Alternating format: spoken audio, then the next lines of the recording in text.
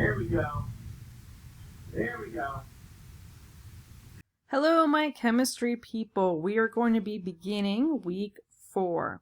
To find week 4, we scroll down to week 4 and 5, and I'll explain what you do for week 4 and what you do for week 5.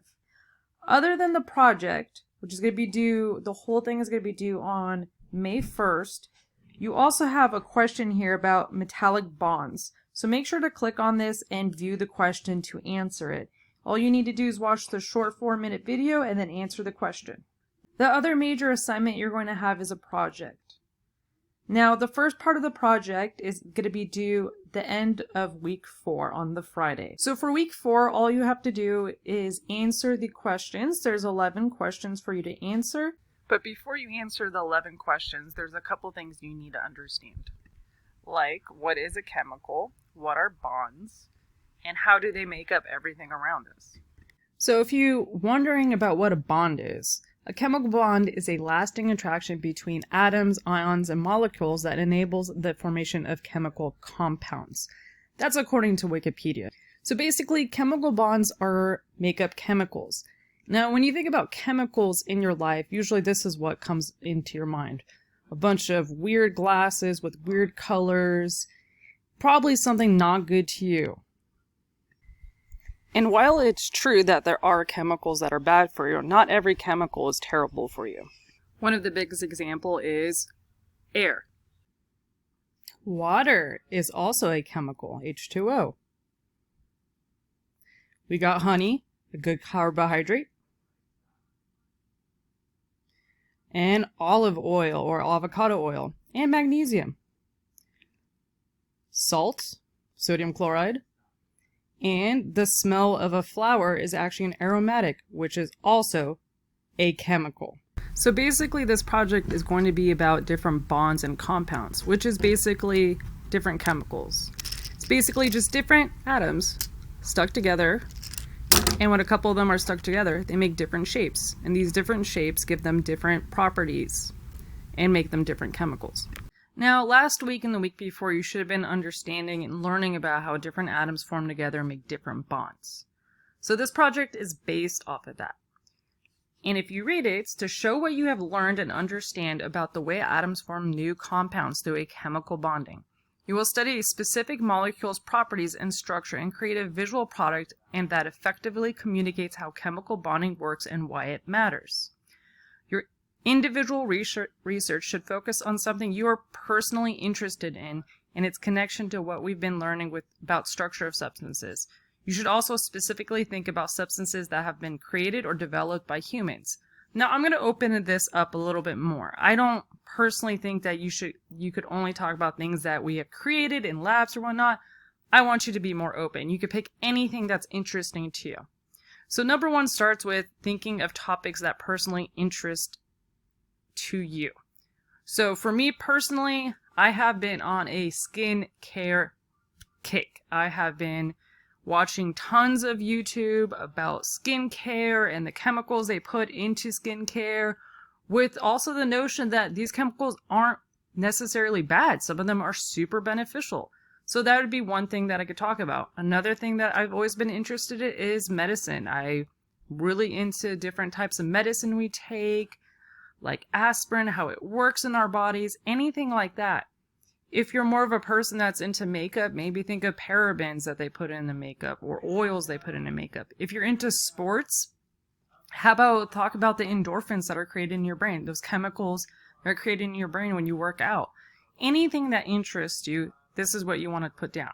Just list 2 to 3 things that you're interested in and how they could be related to chemistry. Now, remember, this is just you thinking about and creating ideas. Nothing needs to stick. You could always go back and revise. Your second question is going to be about what category do your interests fall into? So just pick one of those possible topics from question 1 and just which one does it fall into? Does it fall into category A? These are like medicines, substances, like nutrients. This would be where the skincare and makeup go into. Anything. Does it fall into that? Category B is basically anything in technology, metals, alloys, combustion. You could talk about fuel, anything that we use for energy or anything related to cars, anything like that. Now, category C is more about polymers and basically fabrics and plastics and whatnot. And of course, if your topic doesn't fit into these three categories, that's totally fine. Just let me know and we could talk about what category it could fit into and why.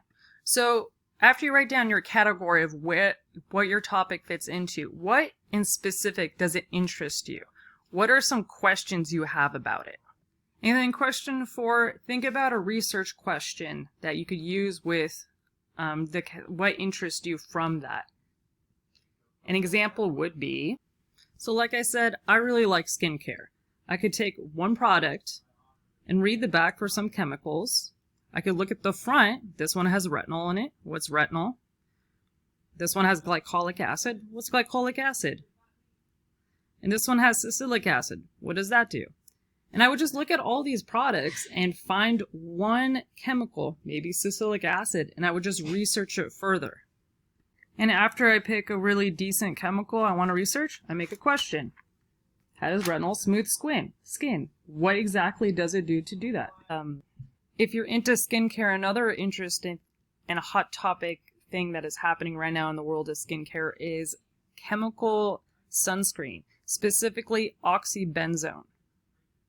Oxybenzone is such a controversial chemical and it's used in practically most of the sunscreens we have, and it is actually proven to destroy coral reefs. That is something that you could totally talk about and research more if you were interested in.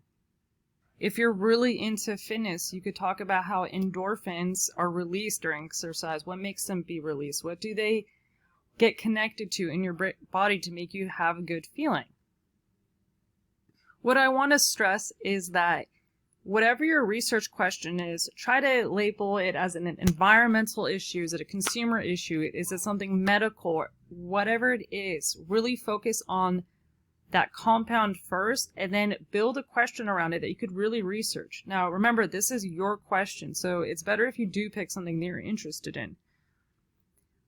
So number 5 is, what topic do you want to specifically focus on? Would you want to do it more consumer? Would you want more medical? What makes it such a big deal?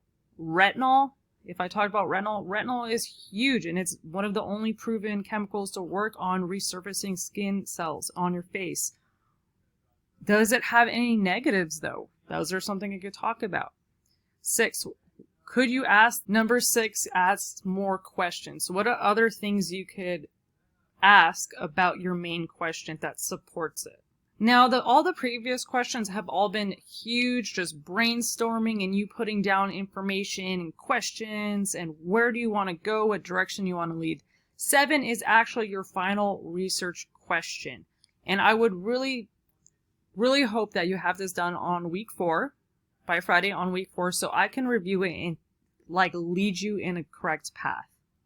Now, 8 and 9 are about the sources you're going to use. Now remember, Reddit is not a good source. Wikipedia is not a good source. You really want something that is more scientific, more accurate based.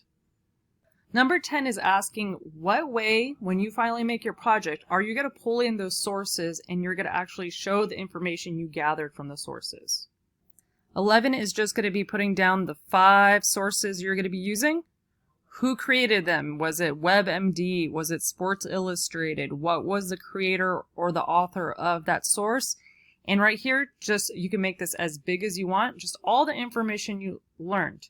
Now, I like this because that way you could read an entire article and not plagiarize, but then just put the information you learned about that chemical and what it does and what your question all right here.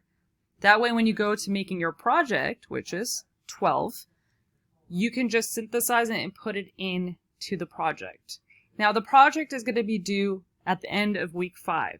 So week 4's job is just filling out this template. But what if I'm stuck? What do I do?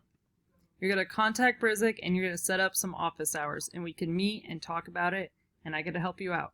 Remember, communication is key to success.